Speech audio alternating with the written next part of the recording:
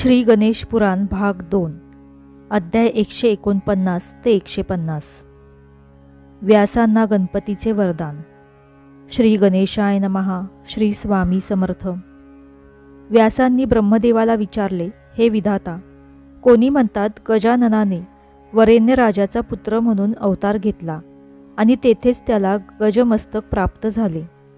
तुम्ही म्हणता त्याने पार्वतीच्या उदरी जन्म घेतला आणि त्याला पहिल्यापासूनच शुंडा होती, हे कसे? ब्रह्मदेव म्हणाला, हे मुने, गजाननाची लीला, त्याचे सामर्थ्य आणि कार्य हे सर्व अगाध आहे, अनंत आहे।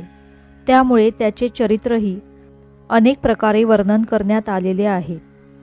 मंत्रशास्त्रामध्ये त्याचे ध्यान मंत्रही पुष्कळ आहेत। पुराणांमध्ये वर्णन करण्यात आलेल्या त्याच्या कथांमध्येही कालपरत्वे, तफावत म्हणजेच विविधता दिसून येते। असे असले तरीही त्याच्या लीलांविषयी मनात विकल्प येण्याचे काहीच कारण नाही। गजाननाचे कर्तृत्व कल्पनातीत आहे। सद्भाविकांच्या बाबतीत तो आजही कल्याणप्रद लीला करतोच आहे आणि पुढेही करत राहणार आहे। कालांतराने कलियुग येईल, लोक आचारभ्रष्ट होतील, त्यांना यज्ञ यागादी कर्मांचे विस्मरण होईल, सर्वत्र अधर्माचे प्राबल्य वाढेल, देव गणरायाला शरण जातील। तेव्हा धूम्रवर्ण या नावाने तो अवतार घेईल। स्वसामर्थ्याने मोठे सैन्य उत्पन्न करून दुष्टांचा व म्लेच्छांचा संहार करील। कलीच्या प्रभावाने पर्वतांमध्ये आणि गुहांमध्ये निवास करणाऱ्या साधुजनांची आणि ब्राह्मणांची तो पुन्हा प्रतिस्थापना करील। तो लोकांना सत्प्रवृत्त करून धर्म उन्नत करील। त्यानंतर कृतयुगास प्रारंभ होईल। अशा प्रकारे ब्रह्मदेवाने व्यासांना संपूर्ण गणेश पुराण सांगितले।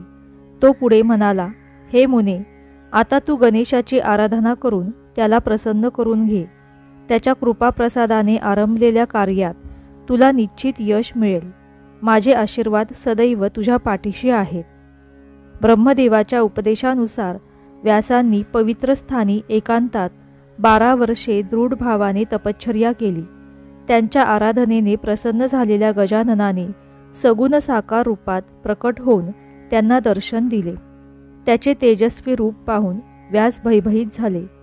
गजाननाने त्यांना अभय दिले व म्हणाला, हे मुने, तू 12 वर्षे ज्याची आराधना करीत आहेस तोच मी गणपती तुला वरदान देण्यासाठी येथे आलो आहे। माझ्या कृपेने तुझ्या मनातील भ्रांती नाहीशी होईल। माझ्या स्वरूपाचे तुला यथार्थ ज्ञान होईल। तुझ्याकडून 18 पुराणे व उपपुराणांची निर्मिती होईल। तू महाज्ञानी म्हणून तुला नारायण या नावाने संबोधिले जाईल। तू अक्षय कीर्तिवान होशील। अशा प्रकारे वरदान देऊन गणपतीने व्यासांच्या हृदयस्थानी प्रवेश केला। त्यांना ग्रंथ निर्मितीसाठी विलक्षण प्रज्ञा प्राप्त झाली। आपल्या तपश्चर्येच्या ठिकाणी त्यांनी एक सुंदर मंदिर बांधले। त्यात गणेशाच्या मनोहर मूर्तीची प्राणप्रतिष्ठा केली।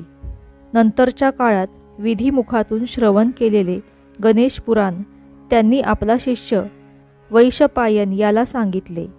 त्याने लोककल्याणार्थ ते भूलोकात प्रकट केले। अशा रीतीने गणेश पुराण भाग 2 अध्याय 149 ते 150 समाप्त। श्री गणेशाय नमः। श्री स्वामी समर्थ।